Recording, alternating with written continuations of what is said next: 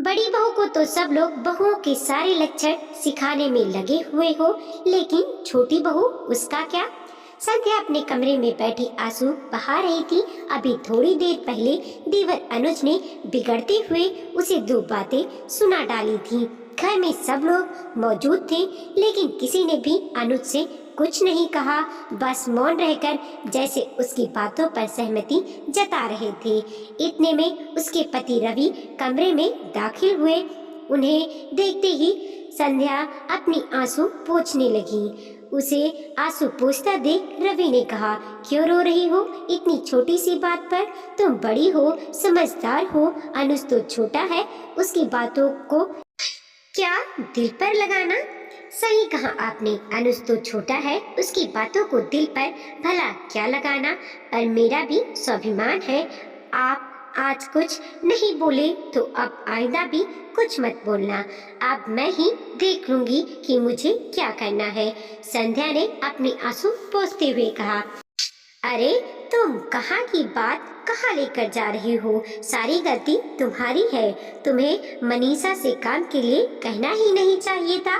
तुम्हारा काम है, तुम करो, उससे क्यों उम्मीद करती हो? रवि उसे समझाते हुए बोला।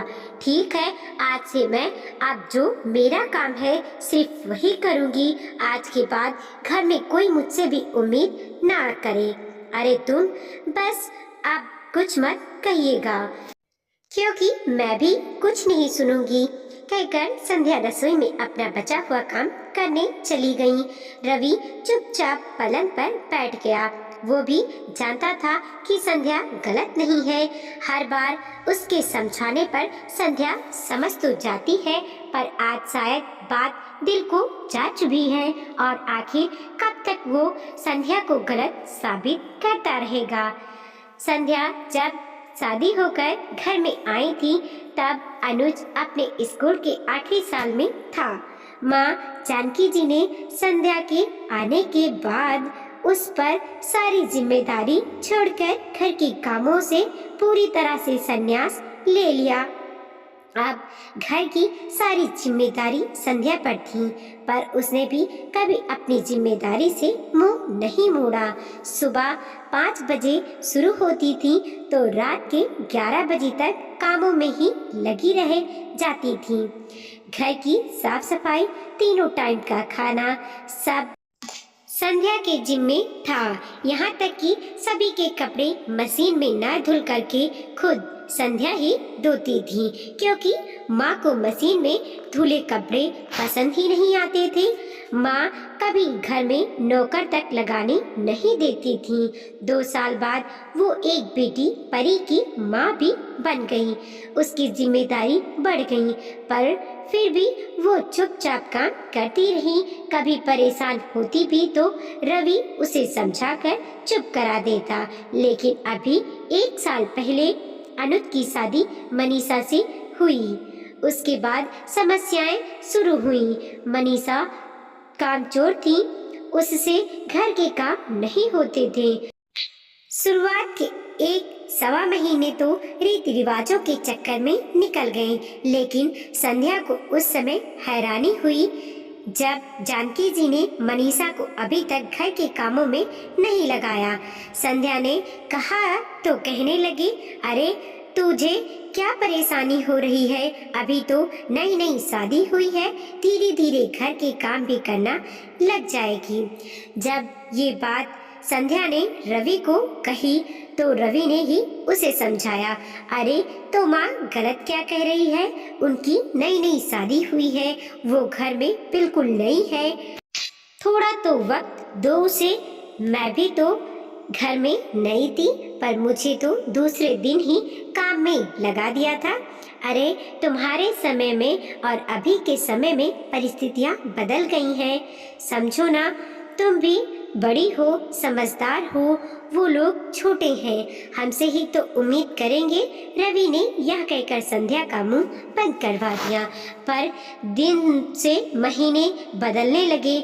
मनीषा की तरफ से संध्या को कोई मदद नहीं मिलती। एक बार जानकी जी ने अनुज को अपने कपड़े खुद धोते देखा तो मनीषा से कुछ नहीं कहा, बल्कि अनुज से बोली, बेटा वॉशिंग मशीन खोल लो। अब तो घर में वॉशिंग मशीन भी खुल गई।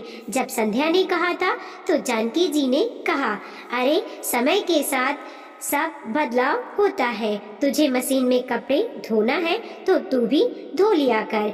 यहाँ तक कि जब अनुज और मनीषा कहीं घूमने जाते तो संध्या उन दोनों का खाना तक बनाकर रखती। लेकिन जब एक बार संध्या, परी और रवि घूमने गए तो मनीषा ने खुद का और खुद के पति का खाना बना लिया, यहाँ तक कि माँ को भी परोस दिया, पर रवि और संध्या का खाना नहीं बनाया।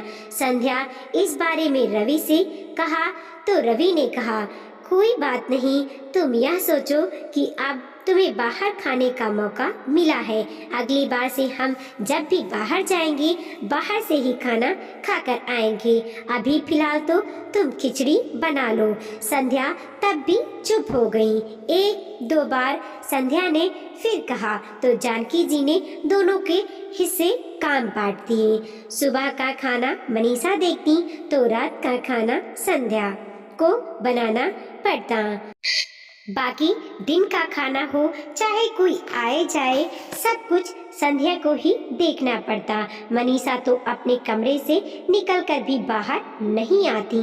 लेकिन आज संध्या की तबीयत कुछ ठीक नहीं थी, इसीलिए रवि उसे सुबह कहकर गया था कि शाम को तैयार रहना, तुम्हें डॉक्टर को दिखा लाऊंगा। इसीलिए संध्या ने शाम को खाना तो तैयार कर दिया, लेकिन रसोई की सफाई और बर्तन नहीं कर पाई। इतने में रवि भी आ गया तो ये सोचकर कि बाकी बचा हुआ काम मनीषा कर देगी, वो रवि के साथ डॉक्टर के पास चली गई। लेकिन जब वापस लौट कर आई तो देखा कि जानकी जी बाहर औरतों के साथ पंचायत कर रही थी। वहीं मनीषा अनुज के साथ कमरे में थी, पर रसोई में से बर्तनों की आवाज कैसे आ रही है। उसने जाकर देखा तो 6 साल की परी रसोई घर में स्टूल पर खड़े होकर बर्तन धोने की कोशिश कर रही थी। देखते ही संध्या परी के पास गई और उससे बोली, ये क्या कर रही हो तुम? अभी इस स्टूल से गिर जाओगी। तो परी ने उसकी तरफ देखकर मासूमियत से कहा, पर मम्मी, चाची ने कहा है कि ये काम तुम्हारी मम्मी का है, अब वो छोड़कर गई है तो तुम्हें ही करना पड़ेगा, इसीलिए बर्तन धो रही थी ताकि आप परेशान ना हो। ये सुनकर ही संध्या का खून खौल गया। उसने परी को स्टूल से उतारा और कमरे में जाकर पढ़ने को कहा। बाहर आकर मनीषा को आवाज लगाई। मनीषा बाहर निकलकर आई तो साथ में अनुज भी आया और बोला, क्या बात है भाभी, जो घर की शांति भंग कर रही हो? मैं घर की शांति भंग कर रही हूँ? तुम्हारी बीबी को शर्म नहीं आती परी से बर्तन धुलवाते हुए? संध्या ने कहा। तब तक जानकी जी और रवि भी अंदर आ गए। जानकी जी बोली, क्या बात है बड़ी बहू, ऐसे कैसे तमाशा कर रही हो? माँ जी, ये तो आप मनीषा से पूछिए कि परी क्यों बर्तन धो रही थी। संध्या ने कहा। तो मनीषा ने तुनक कर कहा, तो क्या हो गया भाभी, अगर परी ने थोड़ी मदद करा दी तो? लड़की जात है, उसे भी तो घर के काम आना चाहिए। अरे वाह, कितनी अच्छी बात बोली है तुमने। तुम 24 साल की हो गई हो, तुमसे घर के काम नहीं होते और तुम मेरी 6 साल की बेटी को घर के काम सिखाओगी? संध्या ने पलटकर जवाब दिया तो अनुज बीच में ही बोल पड़ा, भाभी, मेरी पत्नी आपकी नौकरानी नहीं है जो आप घर का काम छोड़कर घूमने फिरने चली जाओ और वो आप लोगों का काम करती रहे। वैसे भी शाम के काम की जिम्मेदारी आपकी है, फिर वह भला आपका काम क्यों करे? अनुज के मुंह से ये सुनकर संध्या हैरान रह गई, पर उससे भी ज्यादा हैरानी से इस बात की थी कि ना जानकी जी और ना ही रवि ने कुछ कहा। अनुज मनीषा को लेकर अपने कमरे में चला गया। वहीं संध्या अपने कमरे में आकर आंसू बहाने लगी। खैर इतने में परी कमरे में आई और बोली, पापा खाना खा लो। परी की बात सुनकर रवि मुस्कुराया और फिर उसका हाथ पकड़कर बाहर आ गया। संध्या ने सबके लिए खाना परोसा, पर इतने में मनीषा बाहर निकलकर आई और अपनी और अनुज की थाली लेकर अपने कमरे में चली गई। संध्या रवि की तरफ इस तरह से देख रही थी जैसे कह रही हो कि अब भी कुछ बोलोगे या हमेशा की तरह मुझे ही समझाओगी, पर रवि मौन ही रहा। खैर दूसरे दिन संध्या ने सुबह चाय बनाई। जानकी जी को चाय पकड़ाकर अपनी और रवि की चाय लेकर कमरे में चली गई। इतने में मनीषा अपनी चाय लेने बाहर आई तो देखा कि उसकी और अनुज की चाय तो बनी ही नहीं थी। वह पैर पटकती हुई कमरे में चली गई। वहां जाकर उसने पता नहीं अनुज से क्या कहा तो अनुज भी तमतमाता हुआ बाहर आया और जानकी जी के पास जाकर बोला, देख लो माँ, तुम्हारी बड़ी बहू के लक्षण। खुद की और खुद के पति के लिए चाय बना ली, लेकिन हम लोगों की चाय बनाते नहीं बनी। भला परिवार ऐसा होता है? उसकी बात सुनकर जानकी जी ने संध्या को आवाज लगाई तो संध्या निकलकर बाहर आई। जानकी जी ने उसे डांटते हुए बोली, ये क्या हरकत है बड़ी बहू, तुमने अनुज और मनीषा के लिए चाय क्यों नहीं बनाई? संध्या कुछ कहती इतने में रवि भी बाहर निकलकर आ गया और बोला, क्या बात है माँ, सुबह सुबह फिर सब लोग इकट्ठा हो गए? अरे तेरी पत्नी से पूछ कैसी हरकतें कर रही है। ये घर के 2 टुकड़े करने में लगी हुई है।